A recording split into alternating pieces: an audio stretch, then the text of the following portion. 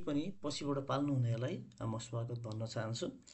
आजको वचनको शीर्षक रहेको छ सुन्ने र बुझ्ने। सुन्ने मान्छे एकजना हुन सक्छ अनि बुझाउने अनि बुझ्ने मान्छे चाहिँ एकजना हुँदछ। अनि यो पहिलो सामुएल 3 अध्यायमा चाहिँ बालक सामुएलको बोलावट भनेको छ। अनि सामुएल चाहिँ हामीले सामुएलको विषयमा हेऱ्यौँ भने चाहिँ ऊ चाहिँ छुट्याइएको व्यक्ति अनि हन्नाको प्रार्थनाद्वारा चाहिँ जन्मिएको व्यक्ति सामुएल हो। अनि सामुएलको लागि चाहिँ हन्नाले विशेष प्रार्थना चढाएको हामीले योभन्दा अगाडि पाउँछौँ।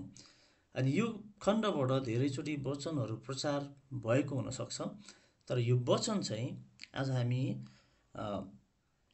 हामीले अलिकति भिन्न प्रकारले हेर्नेछौँ। अनि यो शीर्षक अनुसार सुन्ने र बुझ्ने कुराहरू चाहिँ यहाँ रहेको छ।